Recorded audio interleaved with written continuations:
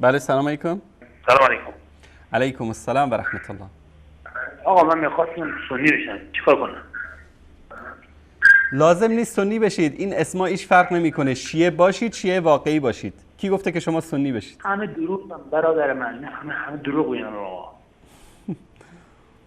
شما پیرو واقعی علی باشید، لازم نیست که شیعه باشید یا سنی باشید، چون پیامبر صلی الله علیه و آله و سلم نگفتن که شما بیاید شیعه بشید و سنی بشید.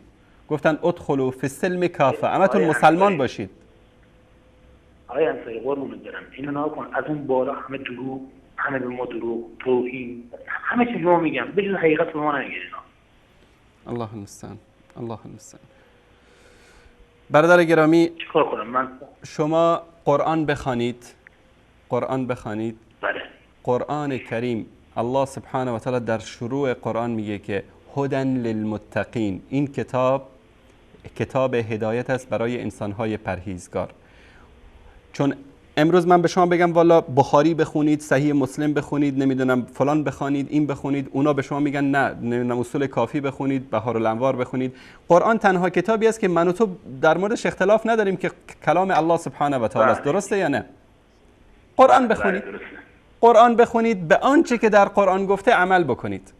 همین اول قرآن ببینید، همین اول قرآن رو وقتی ما این قرآن رو باز میکنیم، همین صفحه اولش بعد از سوره حمد چی میگه؟ ذالک الکتاب لا ریب فیه. این کتابی است که در او هیچ شکی نیست. هدن للمتقین، هدایت است برای پرهیزگاران.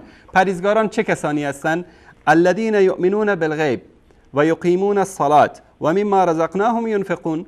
مؤمنین کسانی هستند که به غیب ایمان دارند، یعنی به روز آخرت، به امور غیبی که از طرف الله نازل شده، و نماز میخوانند و از آنچه به آنها روزی دادیم کمک میکنند به مردم، در راه الله انفاق میکنند.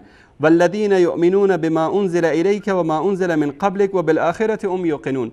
این مؤمنین کسانی هستند که با آنچه که به تو نازل شده، یعنی به این قرآن، ایمان دارند و به آنچه که بر پیامبران گذشته نازل شده ایمان دارند و به روز آخرت هم ایمان دارند. اولئک اعلی هدی من ربهم و اولئک هم المفلحون. اینها کسانی هستند که الله اینا را هدایت کرده و اینها پیروز و رستگار خواهند شد. و سلام. نگفته که آقا خمس بده، نگفته که آقا برو نمیدونم صیغه بکن، نگفته برو به زیارت و بارگاه برو. این صفات مؤمنین است در صفحه اول قرآن گفته. به همین عمل بکنیم. و سلام. تشکر میکنم از شما. تشکر برادر عزیز. الله متعال حفظتون. خداحافظ شما.